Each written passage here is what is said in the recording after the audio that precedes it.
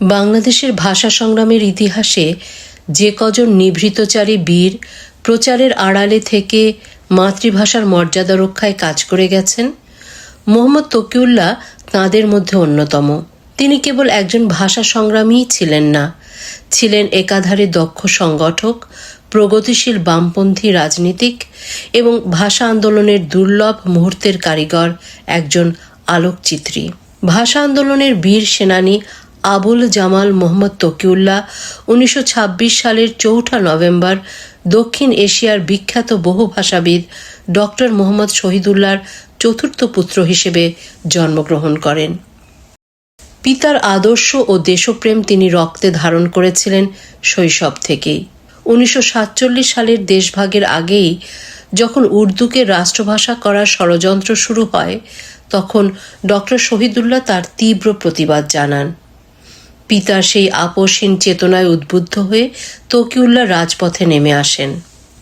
মোহাম্মদ তকিউল্লাহর সবচেয়ে বড় ঐতিহাসিক অবদান হল 1948 সালের ভাষা আন্দোলনের ছবি।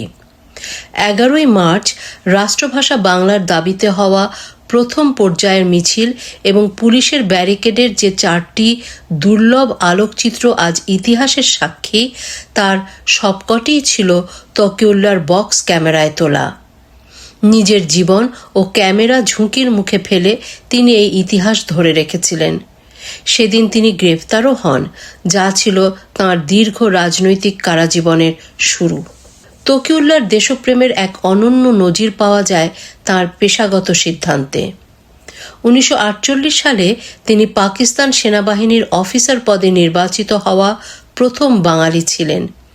কিন্তু বন্ধু শহীদুল্লাহ কায়সারের একটি প্রশ্ন, আমরা যখন সমাজ বদলের যুদ্ধ করব, তখন কি তুমি আমাদের বুকে গুলি চালাবে, তাঁর জীবনের মোড় ঘুরিয়ে দেয়।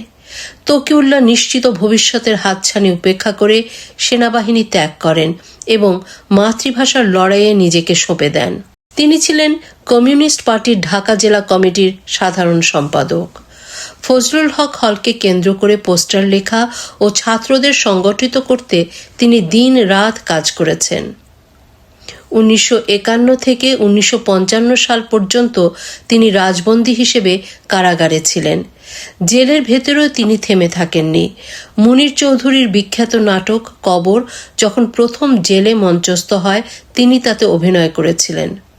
1952 সালের উত্তার দিনগুলিতেও বামপন্থী কর্মীদের সঙ্গে নিয়ে তিনি আন্দোলনের অন্যতম চালিকা শক্তি হিসেবে কাজ করেন। রাজনীতির বাইরেও তকিউল্লাহর মেধার স্বাক্ষর রয়েছে আমাদের প্রাত্যহিক জীবনে।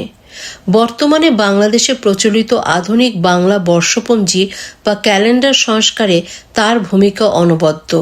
তিনি ডক্টর শহীদুল্লাহর প্রস্তাবিত পদ্ধতিকে বৈজ্ঞানিক ভিত্তিতে পরিমার্জন করেন, যা আজ রাষ্ট্রীয়ভাবে স্বীকৃত।